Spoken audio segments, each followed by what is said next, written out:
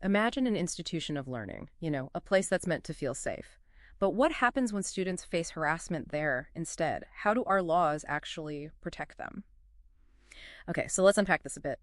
Today, we're doing a deep dive into some really compelling legal documents and some case studies, too.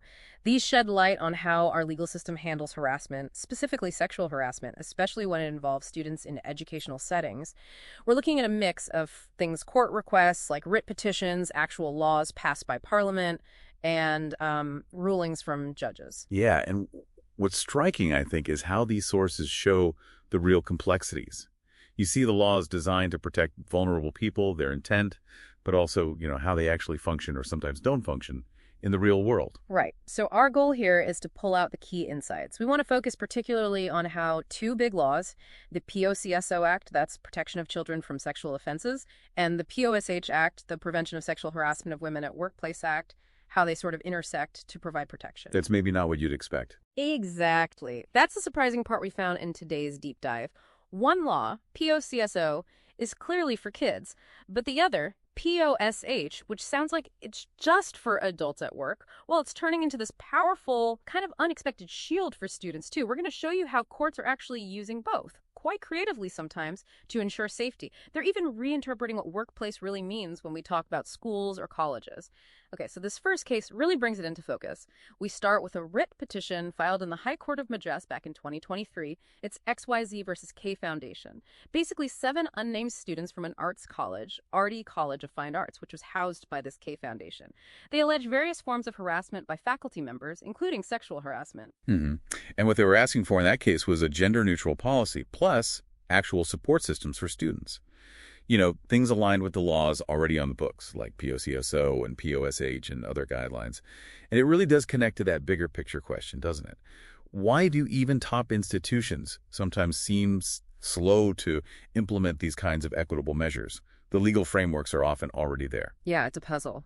And just to underline how urgent this is, the source we looked at points to a pretty shocking statistic: a 96% jump in reported cases of sexual violence against children just between 2016 and 2022. 96%, that's staggering. It really is. And it underscores why understanding these laws is so crucial. So let's start with POCSO. What's its main role here? Okay, so the POCSO Act from 2012, it's special legislation. Its whole purpose is specifically protecting children, anyone under 18, from sexual abuse.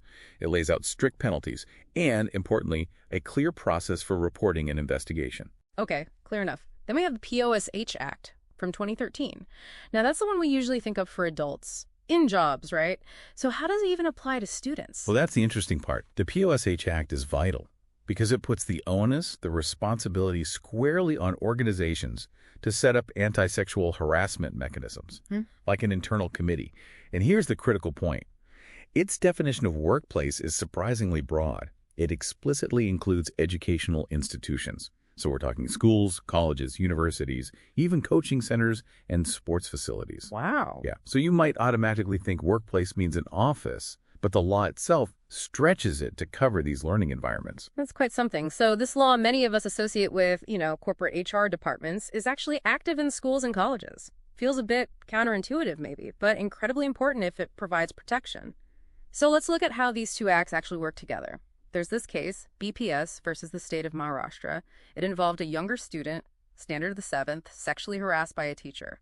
What happened there? What did that case show us? Right. In that situation, the harassment actually happened, but it only came to light 4 years later. It surfaced when a friend experienced something similar. So a POSH inquiry was eventually conducted by the school, which led to the teacher being suspended. But at the same time, a police report, an FIR, was filed under various sections of the POCSO Act because the victim was a minor, and the accused teacher is now facing trial under POCSO. So it shows how both laws can be used side by side. But it also really highlights that challenge of delayed reporting, which is common. 4 years is a long time. And the Calcutta High Court also weighed in on this dual applicability, didn't it, in PPN versus Union of India? Exactly. The court explicitly held that the POSH Act does apply even when the complainants are students, and even if a separate complaint has been filed under the POCSO Act. This case was an appeal involving a teacher accused of sexual harassment by a large number of students, 67 female students, I think. And the court specifically looked again at the definition of aggrieved woman in the POSH Act. They pointed out it broadly includes any woman at a workplace, whether she's employed there or not, who alleges sexual harassment. So it shows a clear judicial intention to really extend that protection, making sure the spirit of law goes beyond just traditional employment. So when you boil it all down, what's the real game changer here for you listening to this? These cases and laws aren't just dry legal text. They're sending a really clear signal. Institutions have to protect students proactively. It's not just hoped for. It's a legal mandate.